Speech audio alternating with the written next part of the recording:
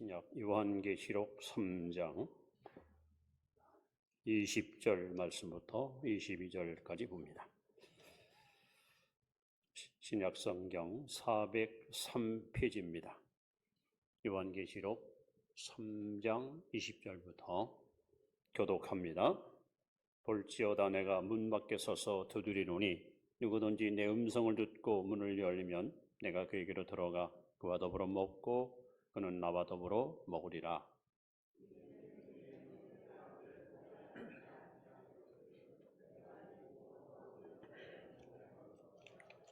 같이 봅니다. 귀 있는 자는 성령이 교회들에게 하신 말씀을 들을지어다. 아멘. 옆에 분에게 올 한 해 동안도 예수님과 항상 동의하시 바랍니다. 늘 믿음으로 승리하시 바랍니다. 여러분, 세상에는 참 많은 교회가 존재합니다. 또 많은 성도들이 자기의 그 구미에 맞는 교회를 찾아서 교회 가서 열심히 봉사하고 있습니다. 자, 문제는 하나님께서 원하시는 교회는 어떤 교회일까? 참 많이 이렇게 고민을 해보았습니다. 건물이 참 아름답고 웅장한 그런 교회를 원하실까? 아마 성도들이 많이 모여서 열심히 예비하는 이런 교회가 하나님 원하는 교회일까? 혹은 다양한 프로그램, 또 잘 짜여진 어떤 교육, 더 나아가서는 성도들의 아름다운 사귐과 친교가 있는 교회, 아니면 담임 목사님의 또 감동 어린 메시지가 선포되는 교회, 과연 어떤 교회를 하나님은 원하실까? 이제 성경을 찾아서 말씀을 읽다 보니 하나님이 찾는 교회는 딱 해답이 나와 있더라고요. 하나님이 찾는 교회는 승리하는 교회입니다. 이기는 교회입니다. 그래서 2024년 신년주일을 맞이해서 하나님이 찾으시는 교회, 이런 제목을 가지고 이 시간 말씀을 증거하려고 합니다. 여러분, 계시록 2장 3장에 보시면 소아시아 7교회가 자세히 기록되어 있습니다. 이 7개 교회는 지구촌에 있는 모든 교회를 총망라한 대표성 있는 교회입니다. 에베소, 서머나, 보가모, 두아디라, 사데, 빌라델비아, 라오디아 교회. 그런데 이 교회에 예수님께서 편지를 보내면서 말미에 똑같이 언급한 말씀이 있습니다. 제가 한번 어떤 말씀이었는가 성경을 찾아서 잠깐 소개해드립니다. 먼저 에베소 교회에게 하신 말씀입니다. 이렇게 말씀합니다. 이기는 그에게는 내가 하나님의 낙원에 있는 생명나무 열매를 주어 먹게 하리라. 다음 서머나 교회는 이기는 자는 둘째 사망해를 받지 아니하리라. 세 번째 두아디라 교회는 보가모 교회는 이기는 그에게는 내가 감췄던 만나를 주고 또 신돌을 줄 터인데 만나를 주고 신돌을 줄 터인데 그 돌 위에 새 이름을 기록한 것이 있나니 받는 자밖에는 그 이름을 알 사람이 없느니라.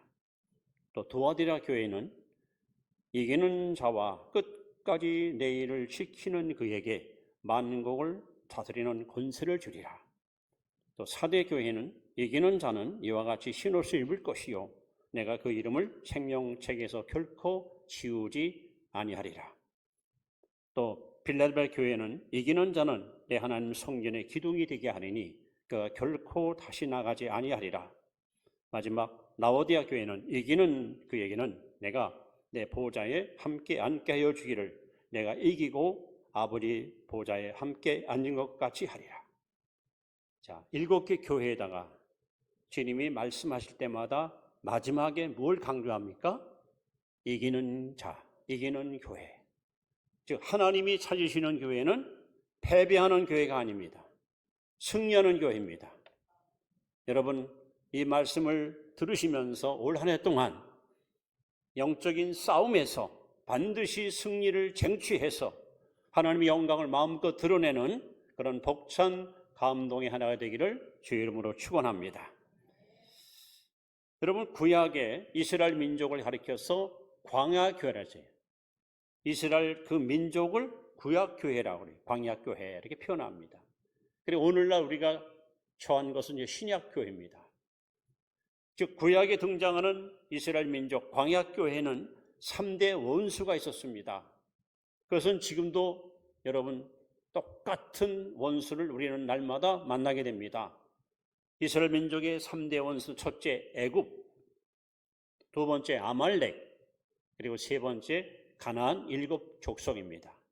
그럼 오늘날 교회의 원수는 누굴까? 첫째 세상, 둘째 육신, 셋째 마귀. 우리는 하나님 앞에 가는 그날까지 이 세 종류와 항상 싸워야 됩니다. 그리고 여기서 만약에 여러분이 패가 되면 우리 신앙은 어쩔 수 없이 타락할 수 있고 넘어질 수 있고 그리고 결국 하나님을 떠날 수 있습니다. 그러나 이 시험에서 혹은 이 싸움에서 이기는 자들은 하나님께 아주 귀하게 그리고 아름답게 쓰임받게 될 것입니다. 여러분, 구약은 신약의 그림자입니다. 죄인이 어떻게 구원받아서 하늘나라 가는가 하는 그 여정을 이스라엘 백성들이 애굽에서 해방을 받고 홍해를 건너 광야를 지나 가나안을 가는 이 여정 속에 다 담겨 있습니다. 이제 이스라엘 백성들의 3대 원수였던 그리고 오늘날 우리의 원수인 이 3대 원수의 싸움에서 우리 어떻게 이길 것인가? 이제 하나하나 우리가 말씀을 통해서 우리 싸움의 대상과 싸움의 방법을 이 시간 소개하려고 합니다. 자, 첫 번째 우리의 원수는 바로 세상입니다. 자, 야고보 4장 4절 말씀을 우리 함께 읽습니다. 시작. 가늠한 여인들아, 세상과 벗된 것이 하나님과 원수됨을 알지 못하느냐? 그런즉 누구든지 세상과 벗이 되고자 하는 자는 스스로 하나님과 원수되는 것이니라. 오늘 그리스도인들이 하나님의 자녀들이 하나님도 이웃도 아닌 세상을 사랑할 때 하나님과 원수가 된다고 주님이 말씀합니다. 자, 여기서 말하는 세상은 무엇을 의미합니까? 우리는 그냥 세상 하는 단어가 하나지만 헬라어에는 3가지 뜻이 담겨 있습니다. 첫 번째 세상은 흙으로 만들어진 소위 이 지구, 우리 눈에 보이는 자연, 이것을 세상이라고 표현합니다. 두 번째 세상은 이 지구촌에 살고 있는 사람들, 하나님이 세상을 이처럼 사랑하사 할 때 그 사랑한 대상이 바로 이 땅에 사는 우리 인생을 의미합니다. 그런데 성경에서 말하는 세상은 눈에 보이는 흙덩어리도 아니고 눈에 보이는 사람이 아니라 세 번째 악한 시스템, 하나님을 대적하고 진리를 거스리는 악한 사조, 이것을 바로 세상이라고 주님이 경고하고 있습니다. 바로 이 세상을 사랑하면 안 된다는 겁니다. 특히 요한일서 2장 15절, 16절 보시면 이 세상이나 세상에 있는 것들을 사랑하지 말라.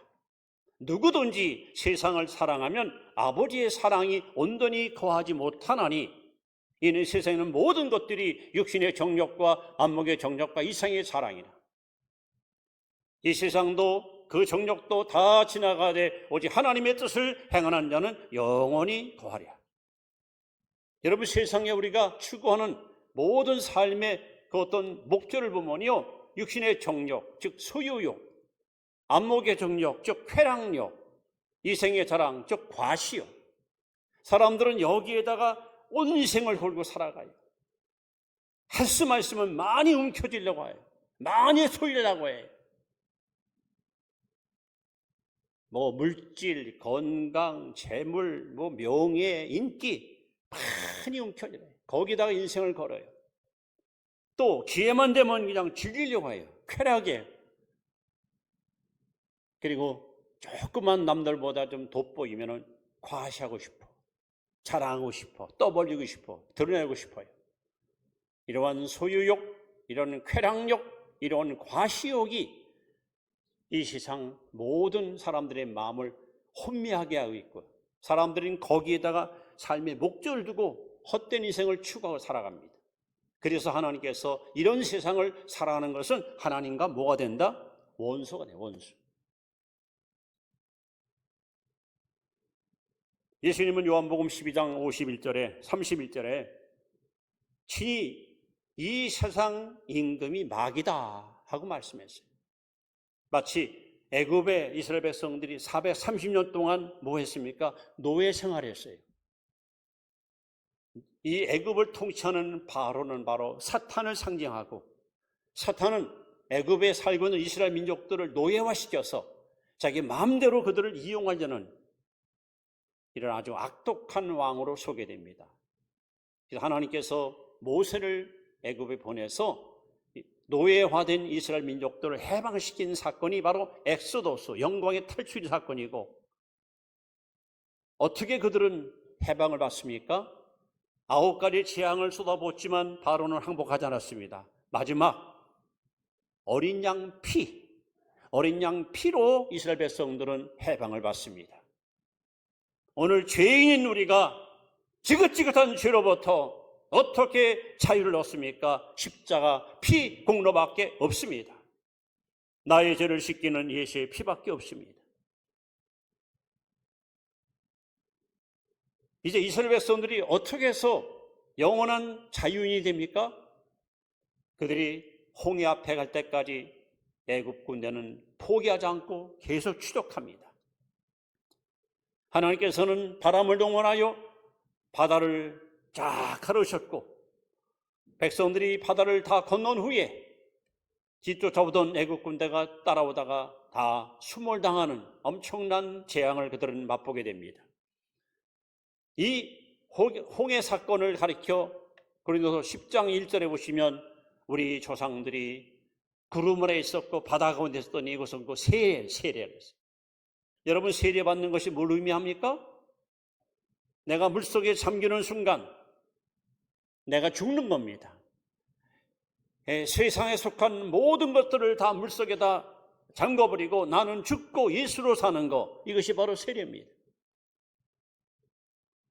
그래서 사도 바울은 이 죄 많은 세상에서 우리는 어떻게 세상과 더불어 싸워 이길 수 있는가 하는 것에 대해서 갈라디아 6장 14절에 나는 세상에 대하여 못 박혔다 라고 고백합니다. 우리는 이 땅에 태어나서 이 땅에 한평생 살다가 하나님 나라로 부름받게 될 것입니다. 그러나 우리는 분명히 아셔야 됩니다. 에클레시아, 교회라는 말은 부름받은 무리, 하나님의 특별한 목적을 위해서 선택받고 부름받은 무리들이 모인 것이 교회입니다. 우리는 성도입니다. 거룩할 성자 무리도 거룩한 무리입니다. 이 세상을 본받으면 안 됩니다. 세상의 가치관을 따라가면 안 됩니다. 하나님이 어떻게 우리를 죄악에서 구원해 주었습니까? 이제 우리는 새 생명 얻었기 때문에 하나님께서 원하시는 생명의 길을 가야 됩니다. 여러분, 밭곡시는 밭에 심어야지 물에 심으면 불어 터져 죽습니다. 민물 꼬이는 민물에 살아야지 바닷물에 집어넣으면 쩔어 죽습니다. 구원받은 성도들은 새 생명 받았기 때문에 이제는 하나님 말씀을 먹고 살아야 됩니다. 그래야 우리는 세상을 이길 수 있습니다. 세상에 물들지 않고 신앙을 지키며 우리는 거룩한 성도의 삶을 살아갈 수가 있는 것입니다. 그래서 여러분, 이 세상을 사랑할 때 하나님과 원수가 되고 하나님과 대적하게 되고, 이 세상을 사랑할 때 우리 안에 있는 영적 사랑은 다 사라지고 세속적 사랑이 흘러들어와서 사람을 이기적인 괴물로 만들어버린 것이 이 세상의 무서운 시스템입니다. 이제 우리는 이 세상에서 구원받은 성도답게 세상과의 세상줄을 단호하게 끊어버리고 생명줄 붙들고 하나님께서 명하신 영광의 나라를 향해서 우리는 전진하는 용맹스러운 십자가 군병으로 살아갈 수 있기를 주의 이름으로 축원합니다. 그래서 우리의 첫 번째 원수는 세상입니다. 악한 시스템, 하나님을 거스리고 대적하는 악한 사조. 이 세상을 사랑하지 마십시오. 이 세상과 벗삼지 마십시오. 구별되게 사십시오. 불리하게 사십시오. 세상에 대해서 못 바꾸십시오.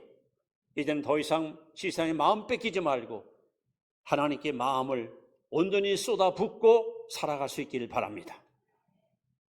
두 번째 원수는 육신입니다. 두 번째 원수 육신. 로마서 8장 7절 말씀을 같이 또 읽습니다. 시작. 육신의 생각은 하나님과 원수가 되나니 이는 하나님의 법에 굴복하지 아니할 뿐 아니라 할 수도 없습니다. 여기서 말하는 육신은 우리 몸을 말하는 것이 아닙니다. 여러분, 몸에 무슨 죄가 있습니까? 타락한 품성, 부패한 성품을 말합니다. 여러분, 사람의 마음이 얼마나 부패했는가? 예레미야 17장 9절에 하나님이 말씀합니다. 만물보다 거짓되고 부패한 것이 사람의 마음이라. 또 창세기 8장 22절에 보시면은 어려서부터 사람들이 마음에 계획하는 것이 항상 악하다. 의인은 없습니다. 하나도 없습니다. 모든 사람이 죄를 범했습니다. 하나님 영광 이루지 못하고 있습니다. 우리는 비록 구원받았지만 정확한 표현으로 말하면 구원받은 죄인입니다. 여러분, 신앙생활 하면서 가장 힘든, 가장 어려운 싸움이 뭔지 아십니까? 예수님께서 우리에게 본을 보였습니다. 예수님께서 마귀와 싸울 때 힘들다고 말하지 않았습니다. 수많은 무리가 예수님께 돌을 들고 그를 죽이려고 몰려왔어도 주님은 그것을 절대 힘들다고 말하셨습니다. 가장 힘든 싸움은 겟세마네 동산에서 기도할 때 자신과의 싸움이었습니다. 인간 예수는 살고 싶은 거예요. 십자가 지기를 꺼리는 거예요. 왜? 하나님은 전능하신데 굳이 이 방법밖에는 인류를 구원할 수 없을까? 그래서 예수님이 피땀 흘리면서 하나님께 호소한 것이 뭡니까? 아버지, 할 수만 있으면 이 잔을 내게서 옮겨달라는 거예요. 자신과의 싸움이 가장 힘듭니다. 바울도 로마서 7장 21절 이하에 보시면 내가 원하는 바 선은 행치 아니하고 원치 않은 바 악을 행하도다. 오라 나는 곤고하니로다. 주일날 교회 와서 말씀 듣습니다. 은혜 받습니다. 감동 받습니다. 그래, 이렇게 살아야지.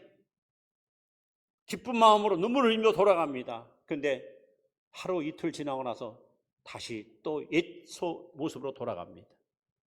다시 또 넘어집니다. 다시 또 화를 내고 다시 또 헛된 말을 하면서 후회스러운 일을 저지릅니다. 우리는 얼마나 많은 세월 동안 이런 반복되는 삶을 살아왔습니까? 여러분 자신을 컨트롤할 수 있습니까? 여러분 마음을 다스릴 수 있습니까? 우리가 예수 믿기 전에는, 구원받기 전에는 에베소 2장 1절로 3절에 보시면 영적으로 죽은 자였어요. 영적으로 죽어 있습니다. 여러분, 죽은 사람, 죽은 시체에다가 아마 1톤짜리 돌 옮겨놔도 아픔을 못 느낍니다. 참 심한 말로 칼로 심장을 찔러도 고통을 못 느낍니다. 왜? 죽은 사람이 뭘 알겠어요? 우리가 영적으로 죽었을 때는요, 갈등이 없어요. 근데 거듭나는 순간 새 생명이 우리에 들어와요. 예수님 영접하면 옛 생명 속에 새 생명이 들어와요. 그럼 둘이 싸우는 거예요. 그래서 로마서 8장 5절에 보시면 육신을 떠는 자는 육의 일을, 영을 떠는 자는 영의 일을 생각하느니 육신의 생각은 사망이요 영의 생각은 생명과 평안이라.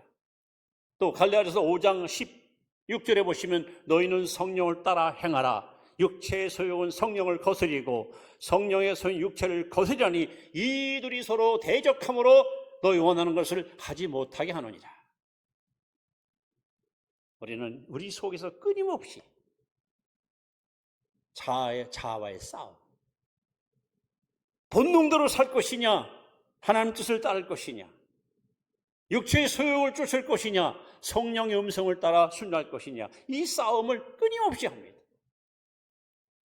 이 싸움이 얼마나 치열한가? 바울은 고린도서 15장 31절에 이렇게 외칩니다. 나는 날마다 죽노라. 날마다 내가 죽어야 돼요. 내가 죽지 않으면 예수가 죽어요. 내가 죽어 예수가 살아. 이 싸움이 얼마나 힘든 싸움이에요. 이것이 바로 우리 두 번째 원수인 육신과의 싸움입니다. 타락한 품성.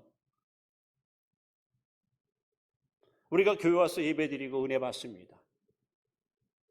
새해부터는 진짜 제대로 신앙생활 해야지 하고 다짐합니다. 결심합니다. 뭐 다 나쁜 거 끊어버리고 이제는 거룩하게 살아야지. 그런데 TV 프로를 딱 보는 순간에 무더운 여름날 멋진 배우가 카스를 탁 들고 그냥 벌컥벌컥 마시면서 그 보는 순간에 그냥 딱 한 잔만. 여러분, 이게 쉽지 않아요. 육체의 욕망이 얼마나 강합니까? 이거 끊기 쉽지 않습니다. 이거 못합니다. 그래서 여러분, 육신과의 싸움이 힘든 건데, 구약에 보면 바로 이게 누굴 맞이하면은 출애굽기 17장에 나오는 아말렉과의 싸움입니다. 이스라엘 백성들이 해방을 받고 가나안 가는 가운데 제일 먼저 원수를 만나는데 바로 아말렉 족속입니다. 여러분, 이걸 좀 잘 아셔야 돼요. 아말렉이 누군지 아세요? 아말렉은 에서의 후손입니다. 에서는 또 누굽니까? 이삭의 쌍둥이 아들인데 형은 에서고 동생은 야곱이죠. 자, 에서는 어떤 인물입니까? 장자권을 팥죽 한 그릇에 팔아먹은 사람이에요. 다시 말하면 구원 관심 없어요. 하나님 관심 없어요. 천국 관심 없어요. 그냥 먹고 마시고 즐기는 것이 인생의 목적이었어요. 육신의 욕심을 따라서 하나님의 구원을 상실한 가장 불행한 사람이 바로 에서입니다. 그 후손이 바로 아말렉이에요. 아말렉이라는 뜻은 모조리 핥아버린다. 이 아말렉 족속 하나님을 두려워하지 않습니다. 이스라엘 백성들이 광야길 가는 동안 저 뒤에 처져 있는 사람, 힘없는 사람들을 집중 공략해서 그들을 무너뜨리는 아주 악독한 족속이었습니다. 오늘 여러분들이 지치실 때, 힘없을 때, 믿음이 떨어질 때, 기도줄이 끊어질 때, 그때 여러분 육신의 소욕이 우리를 집어삼킵니다. 하나님과의 관계를 어떻게든지 끊어버리고 신앙의 길을 가지 못하도록 우리를 방해하는 것이 바로 아말렉입니다. 하나님은 말씀합니다. 아말렉을 대대로 내가 물리치겠다는 거예요. 우리는 천국 가는 그날까지 이 싸움을 해야 돼요. 어떻게 이길 수 있을까요? 모세가 손을 들면 이스라엘이 이기고 손이 내려오면 아말렉이 이겨요.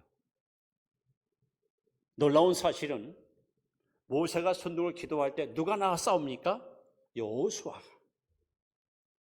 여호수아가 뭘 말하죠?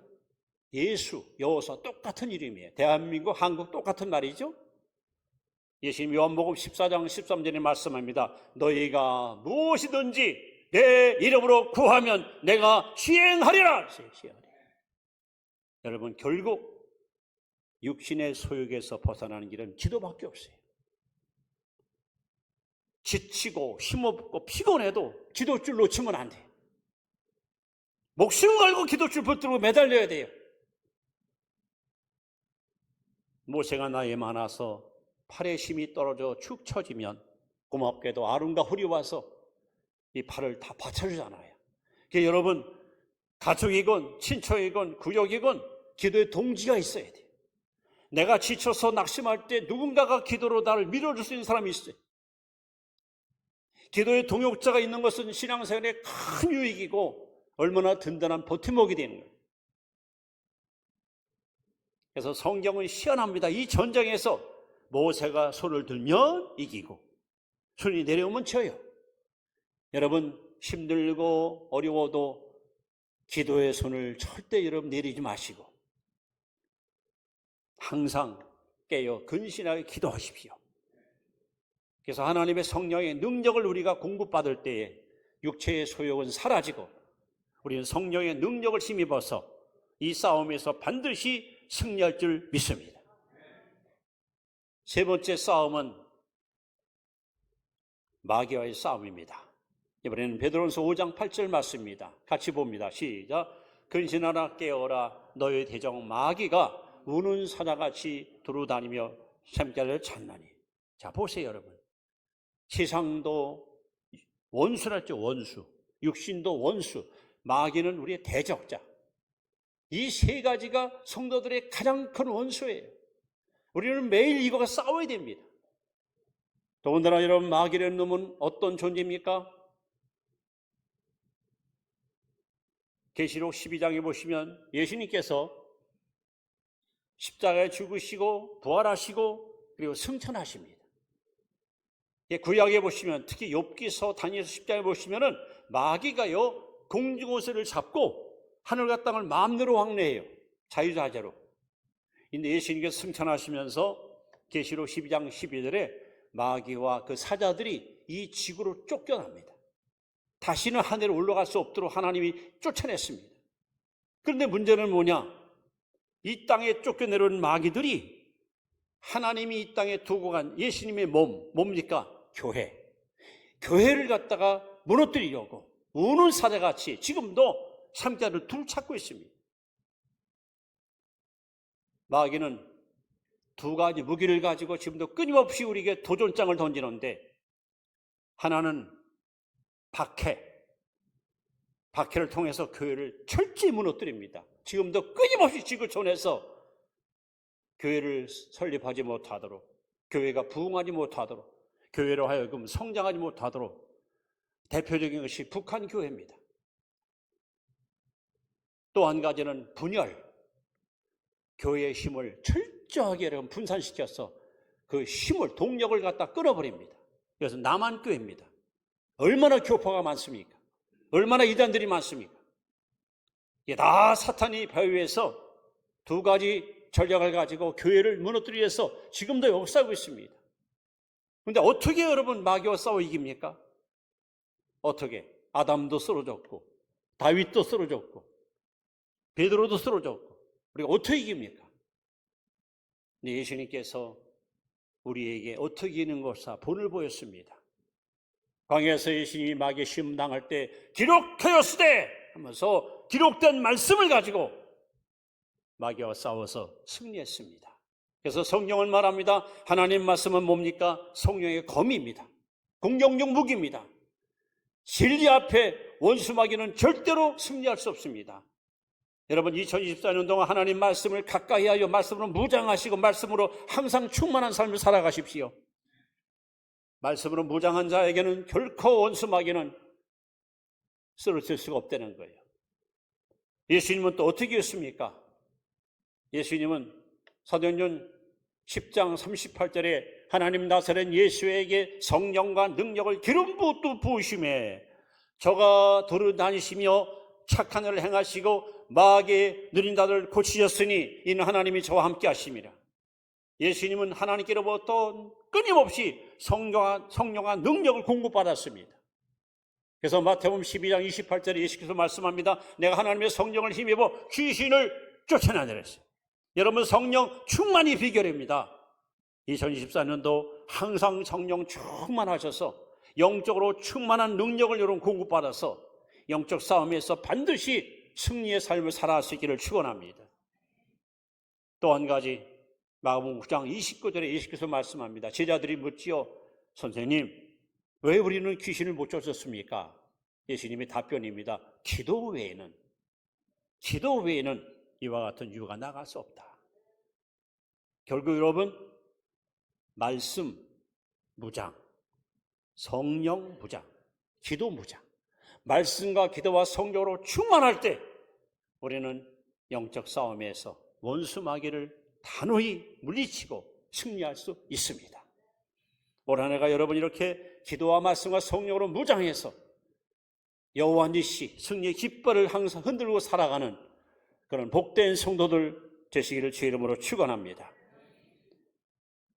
이제 이렇게 말씀을 마무리합니다. 결론적으로 로마서 8장 30절 말씀, 여러분 이 말씀을 꼭 기억하십시오. 같이 한번 읽습니다. 시작. 그러나 이 모든 일에 우리를 사랑하시는 이로 말미암아 우리가 넉넉히 이기느니라. 우리가 어떻게 이깁니까? 넉넉히. 누구 때문에? 예수님 때문에.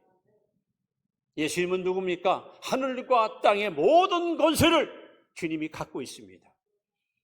그분은 사탄을 지배할 수 있고 사망을 물리치시고 죽음을 깨트리시고 죄를 소멸하시고 위대한 우리의 영적 대장 되시고 교회 머리 되시는 예수님, 주님께서 우리에게 그 이름을 선물로 주었습니다. 올 한 해 동안 예수 이름을 앞세워 여러분 세상도 이기고 육신의 소욕도 이기고 마귀도 이기고, 그래서 올 한 해 동안 여러분의 신앙이 급성장하는, 여러분 신앙이 멋지게 연결고 열매 맺는 그런 승리와 축복의 한 해가 되기를 다시 한번 주의 이름으로 축원합니다. 기도합니다.